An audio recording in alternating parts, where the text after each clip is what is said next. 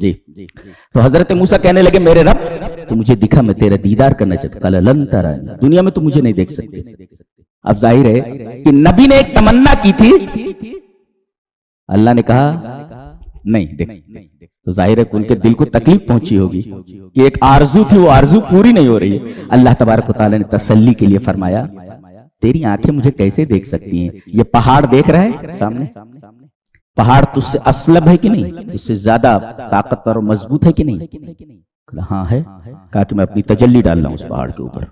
فلما تک کہا لن ترانی ولکن انظر الی الجبل، ماؤنٹین کے اوپر سامنے جو نظر آ رہا ہے اس کو پر نگاہ ڈال. فإن استقر مکانہ فسوف ترانی، اگر وہ اپنی جگہ ٹھہر جائے تو مجھے دیکھ لے گا.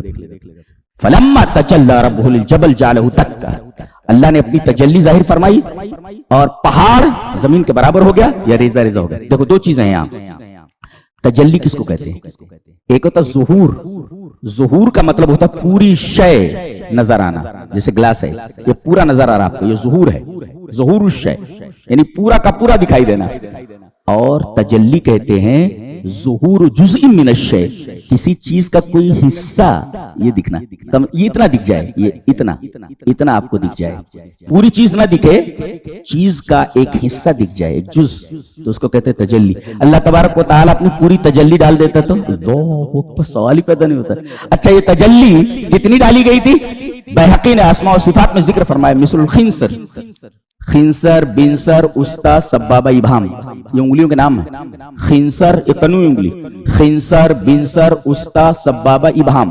تو یہ خنصر کے برابر، کنوئی انگلی کے برابر اللہ تبارک و تعالی نے اپنی تجلی، اس لیے کہ ظہور بعض شے، تھوڑی سی تجلی، یہ کنوئی انگلی کے برابر، یہ خنصر کے برابر اتنی ڈالی. پہاڑ کیسا ہو گیا؟ ریزہ ریزہ ہو گیا. یا دکا کا لفظ، اس وقت دکا جانتے کس کو کہتے ہیں؟ کہتے ہیں ناقۃ دکا، دکا اونٹنی. یہ اونٹنی کیسی ہوتی ہے؟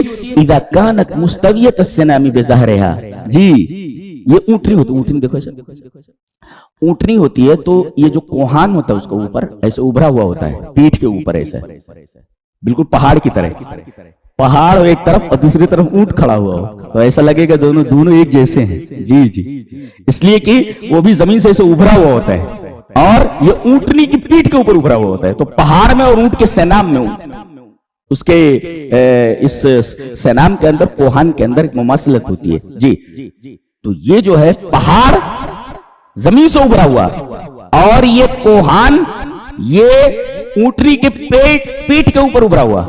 تو اذا کانت مستویۃ السنام بظہرھا، اونٹنی کا یہ جو کوہان ہے اگر پیٹھ کے برابر ہو جائے، پیٹھ کے برابر، تو کہتے ہیں ناقۃ دکا، اب کوہان نہیں دکھ رہی ہے. ایسے ہی اللہ تبارک و تعالیٰ نے جو اپنی تجلی پہاڑ کے اوپر ڈالی، پہاڑ بیٹھ گیا، دب گیا، پورا زمین کے برابر ہو گیا.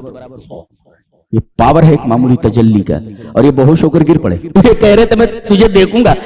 عالم یہ ہے کہ تجلی وہاں پڑی، بے ہوش ہو گئی. یہ جب تجلی دیکھ کر، جب تجلی کا ظہور پہاڑ کے اوپر ہوا اور پہاڑ زمین کے برابر ہو گیا یا ریزہ ریزہ ہو گیا، اگر ان کے اوپر وہ تجربہ، اگر ان کے اوپر ظاہر کیا جاتا اس تجلی کو تو ان کا کیا حال ہوتا؟ یہ تو بے ہوش ہو گئے خالی تجلی دیکھ کر کے، معمولی تجلی دیکھ کر.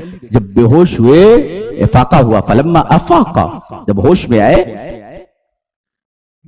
قال سبحانک، سب سے پہلے یہی بات انہوں نے کی، میرے رب تو پاک ہے. کس چیز سے پاک ہے؟ پاک اس بات سے ہے کہ دنیا میں تجھے کوئی نہیں دیکھ سکتا، اس بات سے تو پاک ہے. کوئی نظر تجھے نہیں دیکھ سکتی، پاک ہے تو. تب تو الیک، میں توبہ کرتا ہوں. مطالبہ غلط کر بیٹھا، جسے دیکھا نہیں جا سکتا اس کو دیکھنے کی تمنا کر بیٹھا، مطالبہ کر بیٹھا. تب تو الیک، میں توبہ کرتا ہوں، غلطی ہو گئی میرے رب. وانا اول المومنین، میں پہلا ایمان لانے والا ہوں. کیسا ایمان لانے والا؟